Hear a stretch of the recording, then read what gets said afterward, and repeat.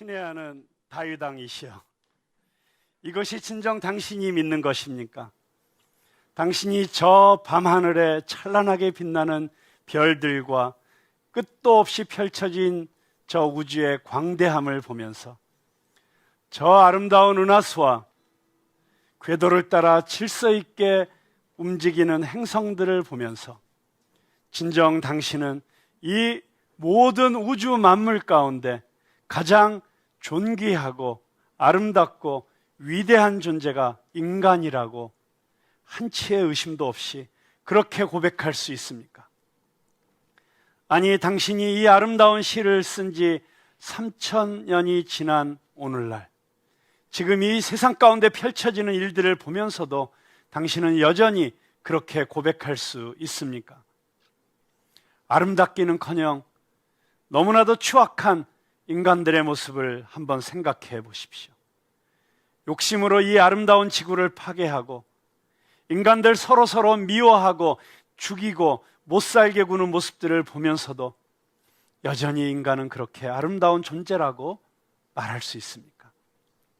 돈 몇 푼 때문에 어린아이들을 납치하여 사창가에 팔아넘기는 인간들, 옆에서는 먹을 것이 없어서 죽어가는 이웃들이 울부짖는데 더 맛있는 음식, 더 진귀한 술, 더 호화로운 옷을 찾아서 물 쓰듯이 돈을 뿌려대는 인간의 모습들, 다른 사람들을 상처 주고라도 짓밟아서라도 내가 원하는 것을 갖기 위해 몸부림치는 인간들, 그런 인간들을 보면서도 당신은 여전히 그토록 인간이 하나님이 사랑하시는 존재라고 그렇게 말할 수 있습니까? 눈에 보이지도 않는 바이러스 때문에 하루에 수만 명씩 죽어나가고 세계 최강대국이라는 나라들이 어쩔 줄 몰라서 허둥대는 모습을 보면서도 인간이 쌓아올린 21세기의 문명, AI, 4차 문명 시대의 모든 시스템들이 너무나도 허약하게 흔들리는 모습을 보면서도 당신은 인간이 이 우주에서 가장 위대한 존재라고 그렇게 여전히 주장할 수 있습니까? 아니, 멀리 갈 것 없이 겉으로는 너무 멀쩡해 보이지만 저 깊은 곳에서는 욕심과 미움과 질투와 시기와 음란함과 더러운 생각들이 스물거리는 내 안에 있는 추악함을 보면서도 당신은 여전히 인간은 하나님의 형상을 닮은 가장 존귀하고 아름다운 존재라고 그렇게 노래할 수 있습니까? 다윗왕이시여, 다윗왕이시여. 네, 제가 이렇게 다윗왕에게 한번 편지를 써봤습니다. 마지막에 다윗왕이시여, 이걸 요즘 유행하는 스타일로 다윗형, 다윗형 이렇게 물으면서 편지를 쓰고 싶었는데, 제가 묻고 싶은 질문이 무엇인지 여러분 다 아시겠죠? 시편 8편에서 우리는 인간에 대한 최고의 긍정을 보고 있습니다. 자, 이 시편 8편이 인간을 어느 정도로 대단한 존재로 표현하고 있는가? 시편 8편 5절에 보니까 이렇게 표현하고 있습니다. 그를 하나님보다 조금 못하게 하시고 영화와 존귀로 관을 씌우셨나이다. 그리고 6절에 주의 손으로 만드신 것을 다스리게 하시고 만물을 그의 발 아래 두셨으니. 자, 인간이 어느 정도로 존귀한 존재인가? 그는 하나님보다 조금 못한 존재다. 그리고 만물을, 하나님 외에 그 외에 다른 모든 만물을 발 아래 두고 있는 존재다. 자, 원래 한글 성경에서는 여러분들이 아마 이렇게 기억하고 계실 거예요. 저를 천사보다 조금 못하게 하시고. 여러분, 이 시편 8편을 그렇게 기억하시는 분들도 많이 계시죠? 네. 왜 천사보다 조금 못하게 하시고가 오늘 우리가 읽은 성경에는 하나님보다 조금 못하게 하시고라고 이렇게 번역이 되어 있을까? 영어 성경에도 보면 이 대목을 little lower than angels. 천사보다 조금 못하게 하시고, 이렇게 번역되어 있는 성경 번역도 많이 있습니다. 그래서 시브리어 원어로 이 성경 본문을 찾아보면 거기에 엘로힘보다 조금 못하게 하시고, 그렇게 기록이 되어 있습니다. 여러분, 엘로힘이 누구죠? 네, 하나님입니다. 그러니까 원래 성경 원문에는 하나님보다 조금 못하게 하시고 라고 그렇게 되어 있습니다. 그런데 처음 영어로 성경을 번역하는 번역자들이 이게 너무 부담스러운 거예요. 인간이 그렇게 존귀한 존재인가? 인간이 정말 하나님보다만 조금 못한 그런 자리에까지 인간의 위치를 높여도 되는 것인가? 이런 생각을 하면서 번역을 angels, 천사라든가 아니면 heavenly beings, 천상적 존재, 이렇게 조금 더 겸손하게 조심스럽게 표현을 하느라고 천사라는 표현을 쓰게 된 것입니다. 그래서 그 영어 번역을 그대로 번역한 한글 성경은 천사보다 조금 못하게 하시고, 그렇게 오랫동안 우리가 이 성경 본문을 알고 있었습니다. 그런데 정말 정확하게 번역을 하면 하나님보다 조금 못하게 하시고, 이것이 훨씬 더 정확한 번역입니다. 자, 어떻게 다윗으로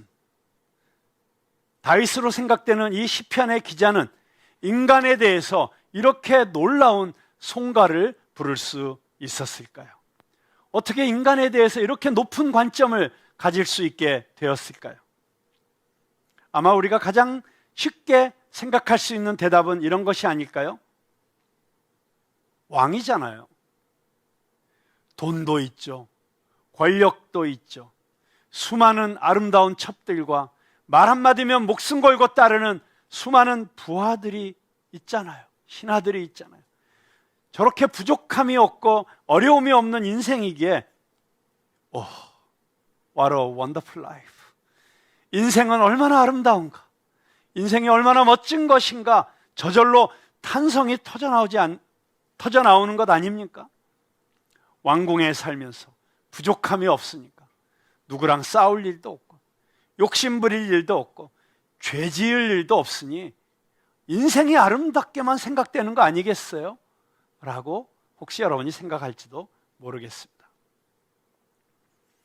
여러분, 그런데 다윗은 왕자로 태어나서 평생 최고의 것만 누리면서 모든 사람들의 부러움을 받으며 살다가 어느 날 왕위를 물려받아서 왕이 된 사람이 아닌 것 여러분 너무 잘 아시지 않습니까? 그는 왕이 되기 전에 사울에게 미움을 받아서 미친 사람 흉내를 내면서 겨우 살아남아야 했던 그런 기구한 인생을 오랫동안 살았습니다. 광야로 쫓겨다녔습니다. 사막으로 쫓겨다녔습니다. 왕이 되었어도 그는 수많은 전쟁터에서 목숨을 걸고 싸워야만 했습니다. 왕이 되고 나서도 왕궁 안에서 피비린내 나는 사륙과 반란과 또 자식들의 분열을 지켜보면서 가슴을 찢어야만 했던 사람이었습니다. 그 스스로도 완벽하게 도덕적으로 흠이 없는 삶을 살았던 사람이 아니었습니다. 남의 아내를 탐하고 비열하게 그 남편을 죽이고, 그래서 그는 인간이 얼마나 추악해질 수 있는지를 누구보다도 리얼하게 알고 있는 사람이었습니다. 자, 그러니까 다윗이 자기 삶이 너무 풍요롭고 완벽하게 갖추어진 삶을 살았기 때문에 이런 기가 막힌 찬송을 지금 고백하고 있는 것이 아니라는 것입니다. 여러분, 남부러울 것 없이 살면, 다 갖고 살면 이렇게 저절로 하나님을 찬양하게 되고 하나님에 대해서 이렇게 예배하는 사람이 될 수 있습니까? 아니죠.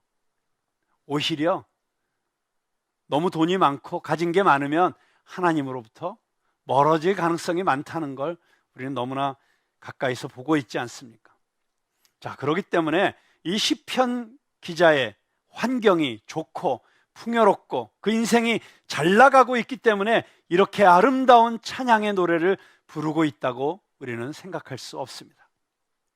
그렇다면 어떻게 이 시편의 기자는 인간에 대해서, 그리고 그 인간을 지으시고 이 만물 가운데 가장 위대하고 아름다운 존재로 만들어주신 하나님을 찬양하는 이런 고백을 드릴 수 있게 되었을까요? 어쩌면 처음 우리가 가정했던 것과는 반대로 이 시편의 기자는 물론 현실이 어렵고 힘들지만 오히려 그 현실이 너무 어렵기 때문에 그냥 현실을 외면하고 도피하는, 그래서 더 종교적인 황홀경과 신비체험으로 도망가는 그런 종류의 신앙인은 아니었을까요? 그렇잖아요. 오늘날도 자기 현실이 너무 버거우면 그 현실과 부딪혀 싸우려 하기보다는 그냥 쉽게 마음의 평안과 위로를 누리고 싶어서 세상을 잊어버리고 그냥 산속으로 들어가든지 수도원으로 도망치든지 그렇게 회피하는 그런 사람들도 많이 있는 것을 봅니다.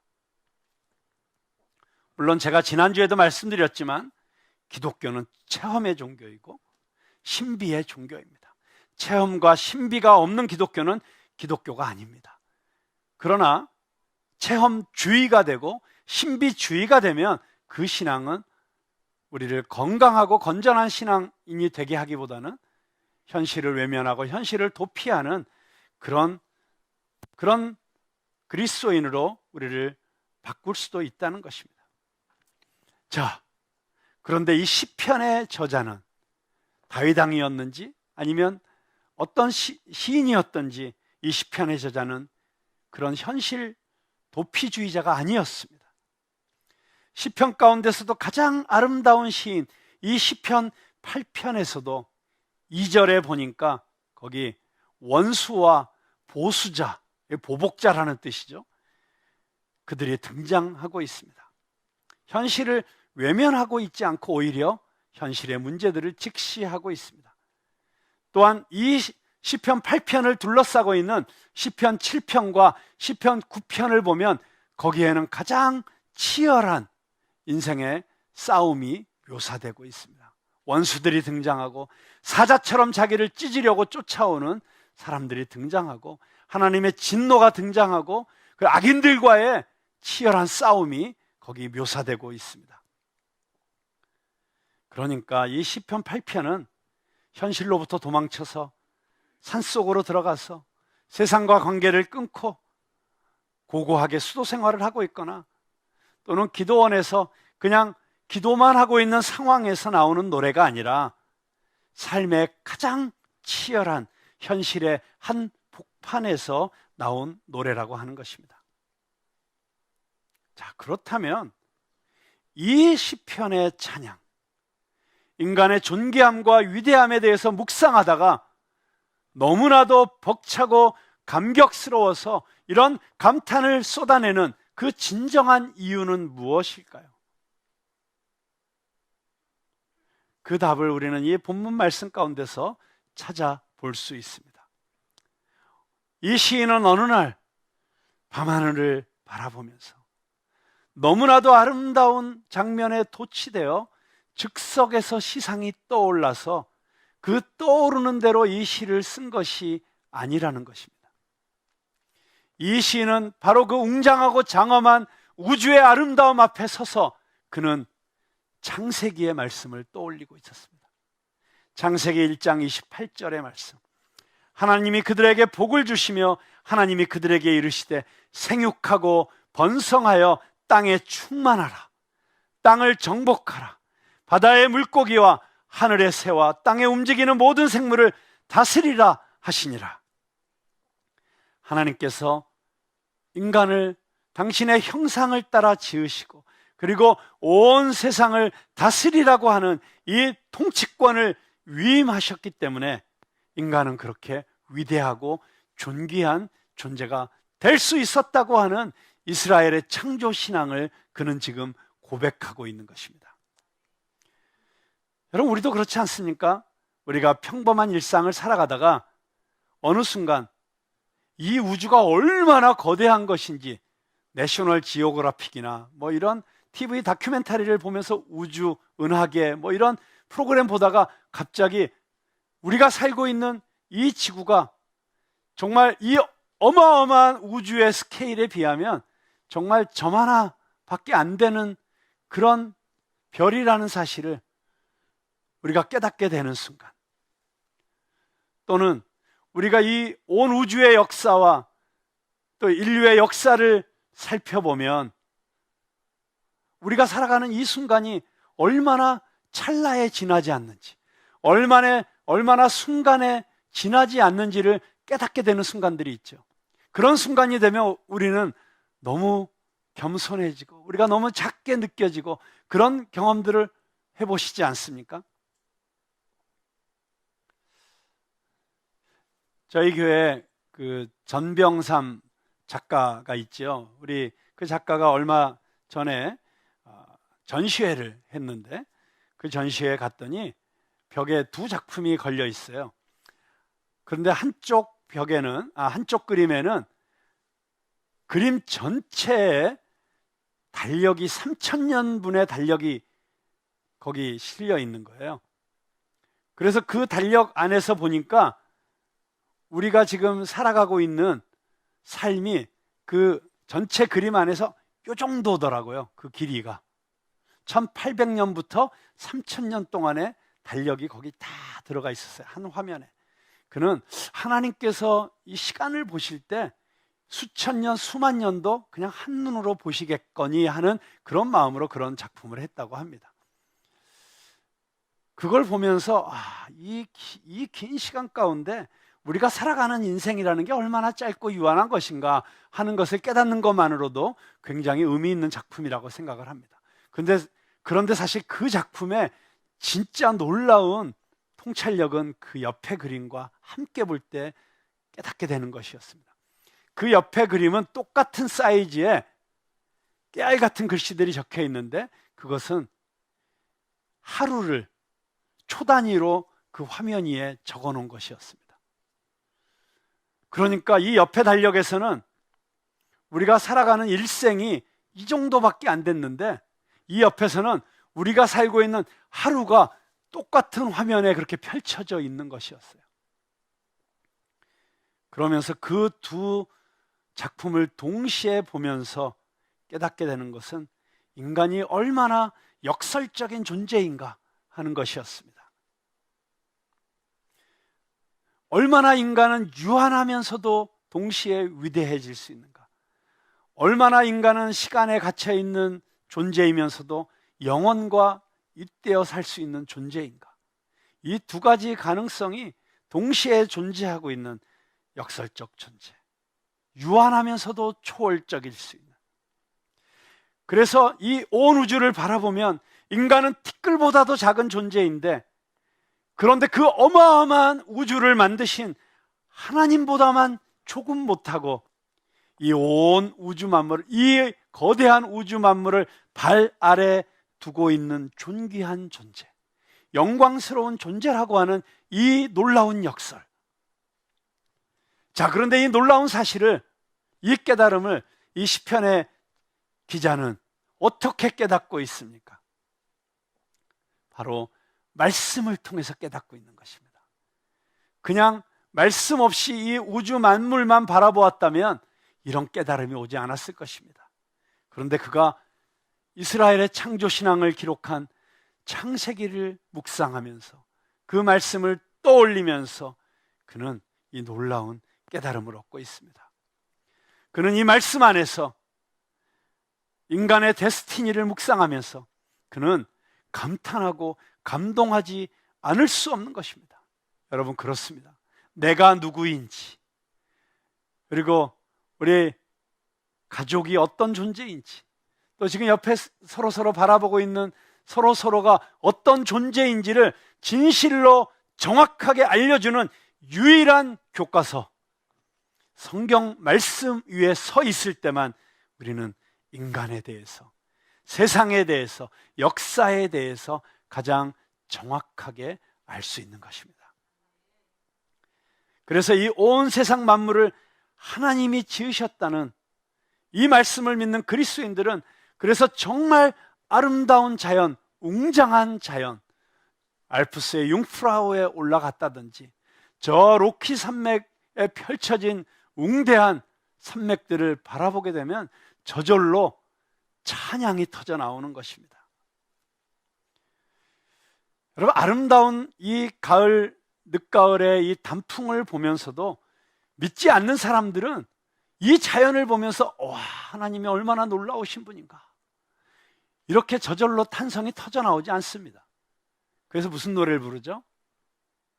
오동추야 달이 밝아 짜라잔, 뭐 이런 노래들 부르면서 띵까띵까 춤추면서 먹고 마시고 그러다가 오지 않습니까? 그런데 우리 그리스도인들은 정말 너무 아름다운 자연을 보고 웅장한 자연을 보면 도대체 이 아름다운 자연, 이 위대한 세상을 누가 지으셨는가? 하나님이 지으셨다 감탄하면서 찬양하지 않을 수 없는 것입니다. 그리고 그 놀라운 하나님께서 나를 찾아오셨다. 그 하나님께서 나를 만나주시고 계신다. 사람이 무엇이기에 주께서 저를 생각하시며, 도대체 이 거대한 우주에서 보면 저만 하러도 보이지 않는 이런 미미한 존재인 나 같은 존재를 어떻게 그 어마어마하신 하나님이 매일 나를 찾아오실까? 어떻게 나를 생각하실까? 그리고 나에게 오셔서 말씀하실까?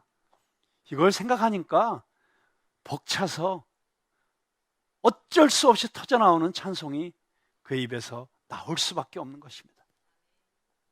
자, 인간이 이렇게 존귀하고 아름답고 영광스러운 존재라고 하는 그 첫 번째 이유, 그렇게 고백할 수 있는 첫 번째 이유는 하나님이 그렇게 만드셨기 때문이다. 그 이유를 도저히 알 길이 없습니다. 그런데 성경이 그렇게 우리에게 가르쳐주고 있기 때문에 우리가 그것을 알게 된 것입니다. 예수 사랑하심을 거룩하신 말일세, 그 찬송을 영어로 부르면 이렇게 되죠. Jesus loves me, this I know. 그 다음에 뭐죠? For the Bible tells me so. 우리 한국말 번역 가사에는 이렇게 정확하게 표현이 안 돼 있어서 아쉽지만 예수 사랑하심을 나는 알고 있습니다. 왜냐하면 성경이 말해주기 때문입니다. 여러분, 그렇습니다. 하나님은 이 우주 만물을 창조하셨습니다. 이렇게 아름답고 위대하게 창조하셨습니다. 그 사실을 성경이 우리에게 말해주고 있습니다. 그 사실을 믿는 자는 복됩니다. 그리고 우리가 그 사실을 믿을 때 이 우주 만물을 창조하신 그 하나님이 나를 찾아오시고 나를 만나준다는 이 사실이 너무나도 감격스러운 일이 되는 것입니다. 자, 그런데 우리가 이 시편을 더 깊이 살펴보면 그렇게 인간이 아름다울 수 있는, 위대하고 존귀해질 수 있는 이유를 우리는 이 시편 안에서 또다시 또 하나를 발견하게 됩니다. 자, 여러분이 이 시편 8편 시, 우리 주보에 기록이 되어 있으니까 한번 이렇게 딱 살펴보시면 그 시편 8편의 구조가 보이시죠? 1절과 9절이 똑같습니다. 그렇죠? 여호와 우리 주여, 주의 이름이 온 땅에 어찌 그리 아름다운지요. 9절도 여호와 우리 주여, 주의 이름이 온 땅에 어찌 그리 아름다운지요. 시작과 끝이 똑같습니다. 우리 문학 용어로는 이걸 수미상관이라고 그렇게 말하죠. 영어로는 inclusiv라고 하는 특별한 문학적 기법입니다. 자, 그 구조 안에서, 이 inclusive의 구조 안에서 가장 강조하고 싶은 이야기가 한가운데 담겨 있게 됩니다. 그것이 바로 한가운데 있는 5절이죠. 5절이 뭡니까? 그를 하나님보다 조금 못하게 하시고 영화와 존귀로 관을 씌우셨나이다. 자, 그러니까 얼핏 보면 이 시는 인간이 얼마나 이렇게 위대한 존재인가라고 하는 인간에 대한 찬사의 시인 것 같습니다. 인간의 아름다움에 대한 송가, 그렇게 보여집니다. 그런데 사실 이 시의 진짜 메시지는 그것이 아닙니다. 그렇게 인간이 아름다울 수 있는 이유는 바로 1절과 9절, 하나님 때문이라는 것입니다. 하나님 안에 있을 때 인간은 그렇게 아름다울 수 있다는 것입니다.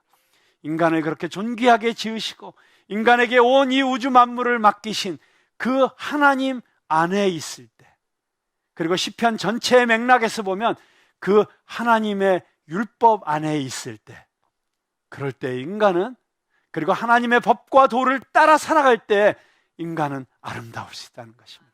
인간은 존귀할 수 있다는 것입니다. 인간은 위대할 수 있다고 하는 것입니다. 그렇습니다. 인생은 아름답습니다. 왜요? 하나님께서 그렇게 만드셨기 때문입니다. 그리고 하나님 안에서 그런 축복을 누리고 살도록 하나님이 디자인하셨기 때문입니다. 그런데 문제는 무엇입니까? 우리가 하나님을 벗어나는 순간, 하나님 없이 살아가는 순간, 하나님의 말씀대로 살지 않는 순간, 아니 스스로 하나님이 되려고 하는 순간 인간은 개, 돼지보다도 못한 존재가 될 수 있습니다. 가장 비참하고 추악한 존재가 될 수 있습니다. 이 온 우주가 하나님의 뜻에 따라 장엄하고 아름답게 질서 있게 운행되고 있는데 유일하게 인간들만이 그 질서를 깨트리고 자연을 파괴하고 온갖 악행으로 스스로 불행을 자초하고 있는 것입니다. 그것이 인간의 삶이 비참한 이유입니다. 고통스러운 이유입니다. 그래서 죄 가운데 살아가고 있는 인간에게는 하나님의 존재가 오히려 부담스러운 것입니다. 하나님의 존재가 축복이 아니라 저주인 것입니다. 그런 인간의 모습을 너무 리얼하게 표현하고 있는 이 시편 8편의 표현을 그대로 빌려서 이야기하고 있는 성경의 다른 한 대목이 있습니다. 욥기 7장 15절과 15절에서 18절에 보면 욥이 자신의 신세를 한탄하고 있습니다. 인생이 왜 이렇게 어렵냐? 살아가는 게 왜 이렇게 고통스럽냐? 차라리 죽는 것이 낫겠구나. 나는 죽고 싶다. 이렇게 울부짖으면서 이렇게 이야기를 합니다. 이러므로 내 마음이 뼈를 깎는 고통을 겪느니 차라리 숨이 막히는 것과 죽는 것을 택하리이다. 내가 생명을 싫어하고 영원히 살기를 원하지 아니하오니 나를 놓으소서. 내 날은 헛것이니이다. 여러분, 얼마나 힘들면 이렇게 탄식하고 있을까요? 그러면서 이렇게 얘기합니다. 사람이 무엇이기에 주께서 그를 크게 만드사 그에게 마음을 두시고 아침마다 권징하시며 순간마다 단련하시나이까. 여러분, 시편 8편에 있는 내용과 똑같은 언어로 쓰여져 있습니다. 하나님, 도대체 사람이 무엇이기에 주께서 그를 크게 만드시고 차라리 그냥 내버려 두시지 날 왜 이렇게 크게 만드셔서 마음을 두시고 아침마다 찾아오셔서 날 괴롭게 하십니까? 이게 욥이 지금 탄식하고 있는 거예요. 여러분, 시편 8편에서 시인은 사람이 무엇이간데 주께서 저를 생각하시며 인자가 무엇이간데 주께서 저를 권고하십니까? 너무 감사하면서 노래하고 있는데 욥기의 저자는 사람이 무엇이길래 인간을 이렇게 만드시고 도대체 왜 나를 내버려 두시지 않고 아침마다 찾아오셔서 나를 이렇게 권고하십니까? 날 좀 내버려 두세요. Leave me alone. 그렇게 탄식하고 있습니다. 여러분, 욥의 이 탄식이 사실은 하나님 없이 살아가는 모든 인간들의 내면 깊숙한 곳에 있는 탄식입니다. 우리 요즘 예배에 자주 나오시지는 못하시지만 우리 푸른나무 교회를 열심히 전도하고 계시는 우리 성도님 한 분이 계세요. 여러분 잘 아시는 이 수민의 밥상의 우리 김수미 선생님. 며칠 전에 그분 생신이시라서 제가 가서 저녁 식사를 같이 하면서 함께 오신 많은 분들, 친구분들하고 같이 교제를 하는 시간이 있었는데 너무 감사하게도 그분들을 앉혀놓고 우리 김수미 선생님이 계속 푸른나무교회 우리 한번 코로나 끝나면 다 나가자. 다 나가자. 너무 열심히 전도를 하셔서 너무 감사했어요. 근데 제가 깜짝 놀란 시간이 있었어요. 그분께서 마지막으로 전도하시면, 이 푸른나무 교회 나가자고 전도하시면서 이런 얘기를 하시는 거예요. 다 후배들이고 동생들이니까, 야, 니들 한번 생각해봐. 내가 솔직히 부족한 게 뭐가 있니?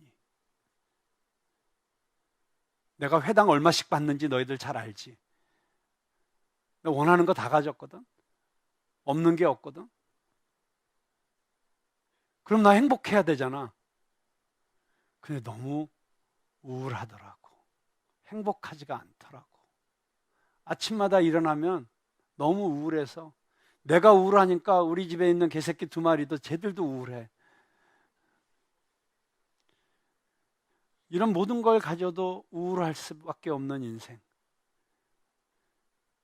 그 인생에 대해서 이야기를 하시면서 전도를 하시는데 제가 너무 감동을 받았어요. 여러분, 하나님 없이 살아가는 인생, 하나님을 모르고 살아가는 인생은 겉으로 보기에 아무리 많은 것을 가지고 있어도 결국 그 내면 깊숙한 곳에는 욥의 탄식과 같은 이런 탄식이 나올 수밖에 없습니다. 그런데 어떻게 이 탄식이 찬양으로 바뀔 수 있을까요? 어떻게 이 라멘테이션, 애가가 찬송의 시로 바뀔 수 있을까요? 어떻게 하나님이 처음 지으신 그 아름답고 존귀한 인간성을 회복할 수 있을까요? 하나님이 의도하신 그 가장 이상적이고 아름다운 모습과 죄로 인해서 깨어지고 망가지고 부서진 그 인간의 현실 사이에 있는 그 뛰어넘을 수 없는 갭, 그것을 어떻게 뛰어넘을 수 있을까요?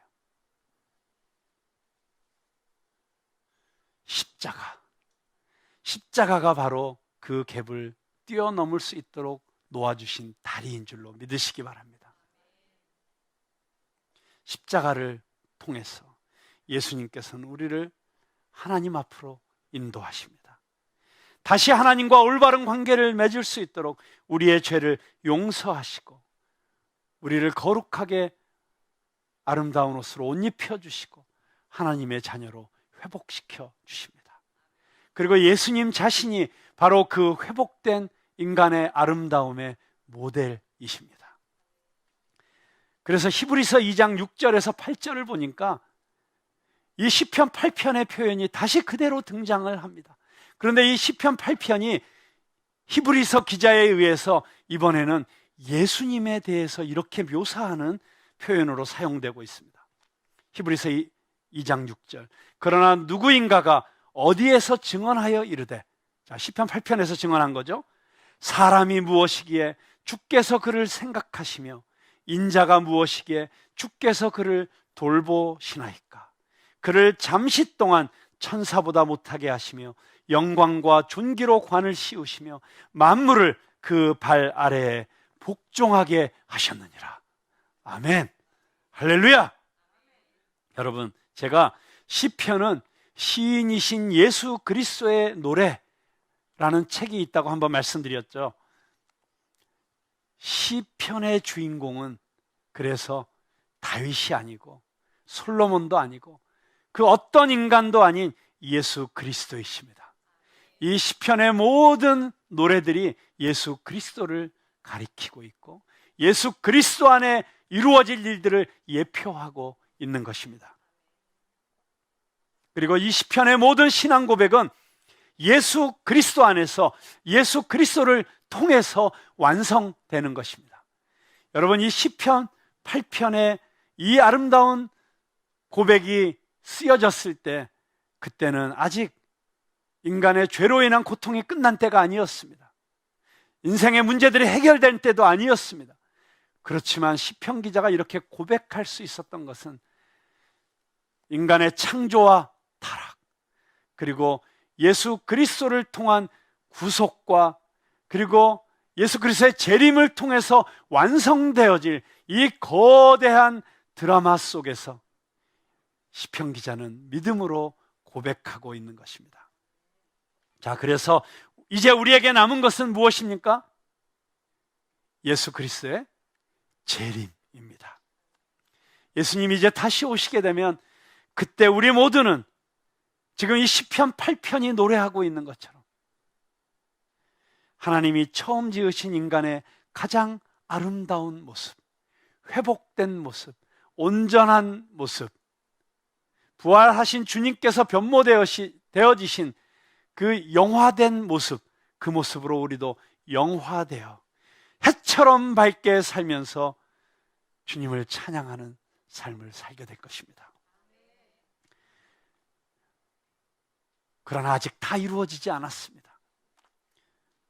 우리는 already와 not yet, 이미와 아직 사이에 살고 있는 역설적인 존재들입니다. 그래서 우리는 예수님 안에서 구원받은 존재이지만 여전히 힘들고 어렵고 고통스러운 시간들을 견뎌내야만 합니다. 그러나 우리는 그런 시간들을 견뎌내면서도 이미 승리하신 예수 그리스도, 이미 우리의 구원을 완성하신 예수 그리스도를 우리 주님으로 모시고 살기 때문에 우리는 이 힘들고 어려운 세상을 살면서도 우리는 이렇게 승리를 노래하며 찬양하며 살 수 있게 되는 것입니다. 빅콰이어라고 하는 그 아주 아름다운 찬양하는 선교단체가 있어요. 그 찬양팀의 리더로 섬기고 있는 이주영 목사님이라는 분이 페북에다가 이런 글을 올리셨어요. 제가 좀 소개를 해드리고 싶습니다. 그분이 쓰신 글의 제목은 하나님은 숨어 계신다 라는 제목의 글이었어요. 한번 잘 들어보세요. 우리 할머니 뇌졸중으로 쓰러지셨을 때, 우리 할아버지 심근경색으로 쓰러지셨을 때, 우리 아버지 사업 망했을 때, 이 제목이 뭐죠? 하나님은 숨어 계신다. 그냥 그 제목을 염두에 두시고 이걸 계속 한번 들어보세요. 우리 엄마 분식집 하며 가장 노릇하실 때, 나 대학 시험 떨어졌을 때, 나 대학 학비 없어 건빵 팔며 알바할 때, 우리 아버지 신학하시고 개척하셨을 때, 우리 어머니 소고기집 일하실 때 괄호 열고 광우병 괄호 닫고, 우리 어머니 돼지고기집 일하실 때 괄호 열고 구제역 괄호 닫고, 우리 아버지 목회하시면서 치킨 배달하실 때 괄호 열고 조류 독감 괄호 닫고, 나 산업체 간다고 자격증 땄을 때 괄호 열고 가려던 업체 폐업 괄호 닫고, 나 군대 간다고 훈련소 들어갔을 때 괄호 열고 귀가 좋지 괄호 닫고, 여자친구 어머님 심장마비로 돌아가셨을 때, 중국 사역할 때 비자 연장할 때, 아킬레스건 끊어졌을 때, 아킬레스건 끊어지고 공장에서 일할 때, 러시아 선교사 파송된다고 했을 때 괄호 열고 출발 2주 전 파송 취소 괄호 닫고, 빅콰이어 단장으로 섬기면서 매 분기 단원 모집할 때, 민들레교회 목회하면서 천장에서 물 셀 때, 매월 말일마다 가슴 졸이며 기도할 때, 당뇨병 고혈압 약 먹기 했을 때, 사랑했던 사람들이 오해와 아픈 마음으로 떠나갈 때, 믿었던 사람에게 사기를 당했을 때, 코로나로 살기 힘들 때, 아내 교통사고 당했을 때, 괄호 열고 다 적어낼 수 없고 기억조차 나지 않는 많은 때에도 점점점점.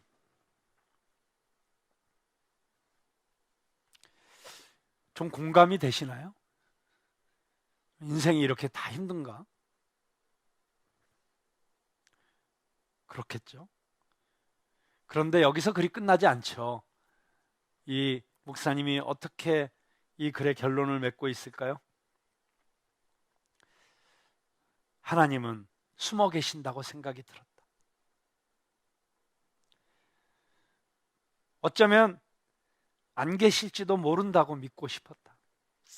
그러나 돌아서서 보면 하나님은 내 삶에 순간순간 구석구석에 항상 함께 계시고 항상 함께 붙잡고 계셨다. 한 주간의 피로로 축 처져 있는 지금 이 순간에도 내 옆에 같이 앉아 계신다. 아무도 없는 곳으로 숨어버리고 싶은 나를 언제나 찾아내시고 내 곁에 함께 하시는 하나님을 매 순간 찾게 된다. 그렇습니다.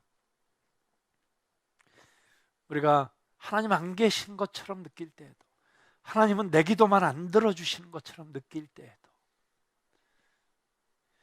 하나님은 나를 찾아오십니다. 나를 만나 주십니다.